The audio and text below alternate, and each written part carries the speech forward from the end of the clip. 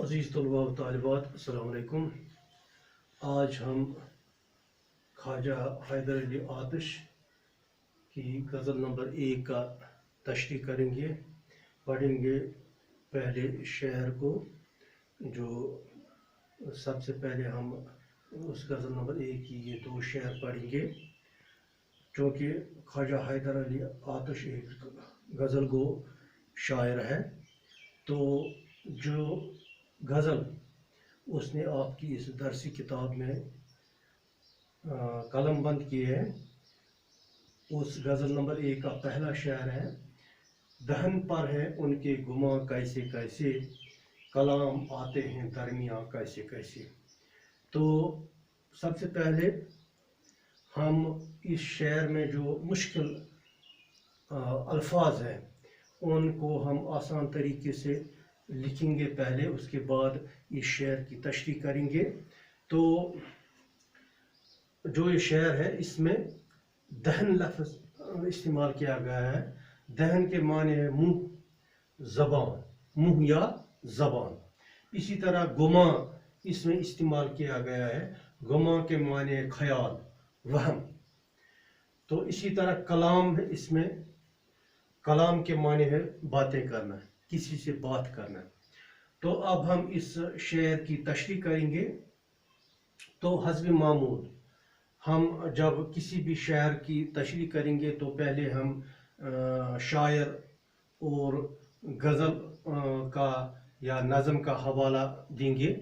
तो जब हम इस पहले शेर की तशरीह करेंगे, यहाँ पर हम लिखेंगे सबसे पहले शायर ख्वाजा हैदर अली आतिश गज़ल नंबर 1 के इस पहले शेर में फरमाते हैं, यानी शायर ख्वाजा हैदर अली आतिश गज़ल नंबर 1 के पहले शेर में फरमाते हैं कि मेरे महबूब के दिल में मेरे बारे में कुछ गलत फहमियाँ पैदा हो गई है। यानी कि ये एक आशिकाना शेर है। शायर फरमाते हैं कि मेरे महबूब के दिल में मेरे बारे में कुछ गलत फहमियाँ पैदा हो गई है। उनसे मुलाकात के दौरान उसने अपनी ज़बान पर कुछ ऐसी बातें लाई। जब मेरी मुलाकात मेरे महबूब से हुई तो मुझे पता चला कि उसने अपनी ज़बान पर कुछ ऐसी बातें लाई हैं जिनसे साफ ज़ाहिर होता है कि वो मेरे बारे में कई गलत फहमियों का शिकार हो गया है। जिन बातों से मुझे, जिस गुफ्तगू से मुझे, जिस कलाम से मुझे ये पता चला कि वो मेरा महबूब मेरी कुछ गलत फहमियों का शिकार हो गया है, यानी उसके बारे में, उसके पास मेरे बारे में कुछ गलत फहमियाँ ही, यानी दहन पर हैं उनके गुमा कैसे कैसे, कलाम आते हैं दरमियान कैसे कैसे। तो ये थी तशरीह इस पहले शेर की। अब हम इस गज़ल के दूसरे शेर पर जाएंगे।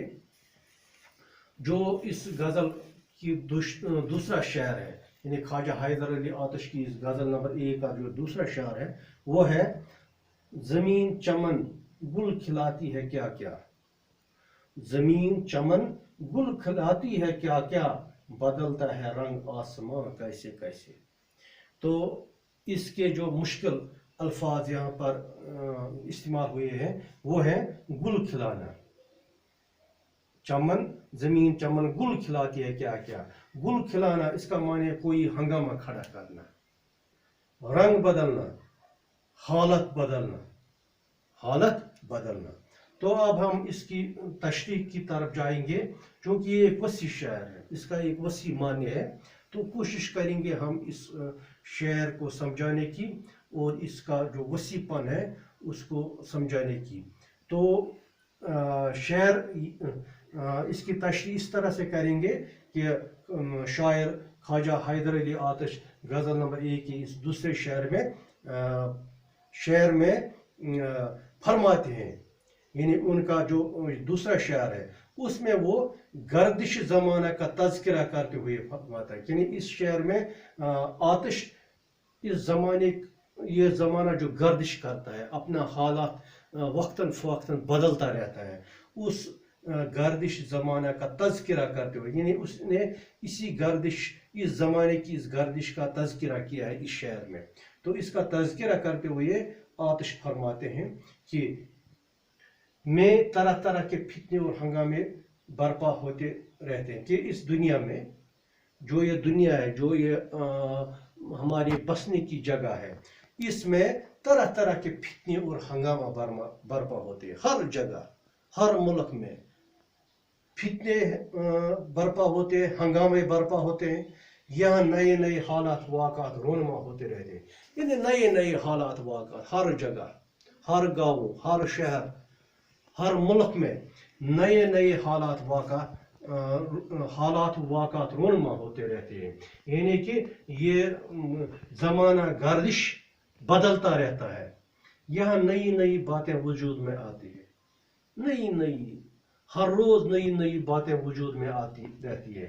اور ان ہنگاموں کا سبب اس دنیا کی پیدا کردہ حسین و جمیل اور دلکش چیزیں.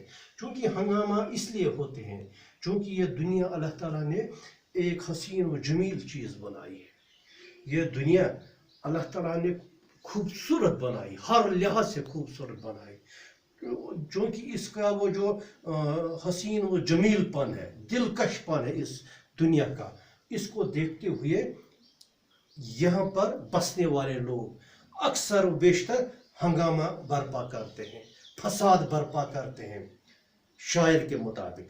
لیکن شاعر اس طرف بھی اشارہ کرتا ہے، لیکن شاعر اس شعر میں دوسری طرف بھی اشارہ کرتا ہے کہ یہ خوبصورت چیزیں زمانے کے رنگ بدلنے کے سبب جلد ہی ختم بھی ہو جاتی. کہ یہ جو خوبصورت چیزیں اللہ تعالیٰ نے ہمارے لیے پیدا کیا ہے، یہ خوبصورت نعمتیں جو اللہ تعالیٰ نے اس دنیا میں ہمارے لیے پیدا کیے ہیں،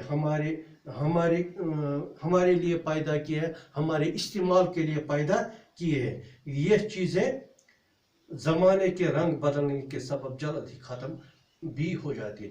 یہ چیزیں اللہ تعالیٰ نے ہمارے لیے یہاں پر میسر رکھی ہے، لیکن یہ چیزیں بھی جلدی ہی ختم بھی ہوتی ہے. ان کا وجود بھی ختم ہوتا ہے، جلدی ہی ان کا وجود بھی ختم ہو جاتا ہے. یعنی ایک طرف دنیا کی اشیاء خوبصورت اور دلکش ہے، یعنی اس کا مطلب یہ ہے کہ ایک طرف اللہ تعالیٰ نے ہمارے لیے یہ دنیا، اس دنیا میں بہترین چیزیں، خوبصورت اور دلکش چیزیں ہمارے لیے پیدا کیا ہے، ہمارے لیے میسر رکھی ہے. اور دوسری طرف ستم ظریفی دیکھے کہ ان کو مستقل وجود حاصل ہو. دوسری طرف ستم ظریفی یہ ہے کہ اللہ تعالیٰ نے ان چیزوں کو، ان اشیاء کو مستقل وجود نہیں دیا ہے. یہ جلد ہی ختم ہونے والی چیزیں ہیں، بلکہ یہ وجود میں آنے کے ساتھ ہی مٹ جاتے. بلکہ یہ چیزیں جو اللہ تعالیٰ نے ہمارے لیے یہاں پر رکھی ہے، یہ وجود میں آنے کے ساتھ ہی مٹ جاتی ہے. ان کا وجود آتا ہے، کچھ دیر رہتی ہے دنیا میں ہمارے لیے، انسانوں کے لیے، اور جلد ہی پھر یہ چیزیں مٹ جاتی ہے.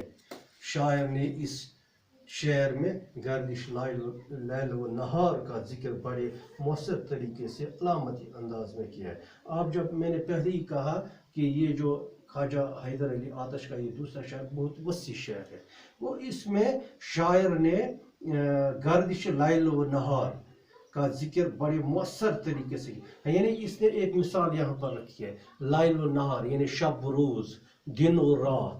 یعنی کہ جو یہ دن اور رات اللہ تعالیٰ نے ہمارے لیے پیدا کی ہے، تاکہ یہ انسان دن کو محنت کرے، مزدوری کرے، اپنے لیے کمائے، اور رات کو آرام کرے. تو یہ گردش کے لحاظ سے اس کو اس گردش سے پیدا کیا کہ یہ دن اور رات، یہ لیل و نہار، شب و روز جلد ہی ختم ہوتی ہے. یعنی کہ صبح جب آفتاب چڑھتا ہے، شام کو یہ ڈوبتا ہے، یعنی دن ختم ہو جاتا ہے. پھر رات آتی، اس کے بعد جب صبح آتی تو رات ختم ہوتی ہے. اس کے بعد جب سورج نکلتا ہے تو دن شروع ہوتا ہے، سورج ڈوبتا ہے تو دن ختم ہوتا ہے. تو یہی مثال آتش نے اس شعر میں دی ہے کہ آپ دیکھیے شب و روز، لیل و نہار کو، کہ کیسی نعمت رکھی ہے ہمارے لیے اللہ تعالیٰ نے، مگر جلد ہی اس کا وجود ختم ہوتا ہے. دن آتا ہے، ختم ہوتا ہے، رات آتی ہے، ختم ہوتا ہے. تو اس طرح سے ہم نے ان دو اشعار کی تشریح کی ہے. آج بس اتنا ہی. انشاءاللہ اگلے ساتھ میں اور اشعار کی ہم تشریح کریں گے. شکریہ.